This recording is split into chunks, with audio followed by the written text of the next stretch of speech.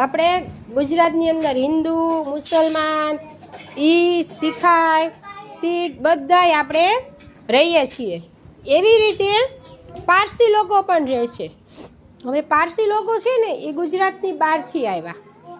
હવે આપણે ગુજરાતની અંદર એ લોકોને રહેવું હતું તો બી કેવી રીતે રહે? તો પહેલાંના જમાનામાં તો રાજા ને એ બધાય હતા. તો એક પારસી લોકો હતો ને, એનો એક માણસ છે ને બહુ હોશિયાર હતો. એ માણસને છે ને ત્યાં રાજાની પાસે મોકલ્યો. એક જ મિનિટ. એને રાજાના દરબારમાં મોકલ્યો ખાંડ અને પાણી લઈને. જુઓ, આ ખાંડ છે, બરાબર, અને આ પાણી છે. હવે રાજાના દરબારમાં જઈને એને શું કર્યું?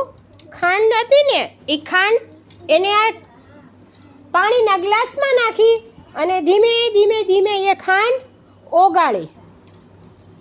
હવે એને એ ખાંડ ઓગાળીને તો પાણી છે ને એ ઢોળાયા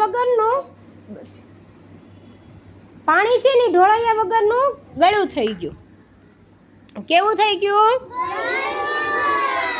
અને એને બતાવ્યું કે જેવી રીતે આ પાણીની અંદર ખાંડ ભળી ગઈ, સાકર ભળી ગઈ, એવી રીતે અમે ભલે ગુજરાતની બહારથી આવ્યા પણ અમે પણ ગુજરાતની અંદર ગુજરાતી બનીને બધાય ભળી જશું.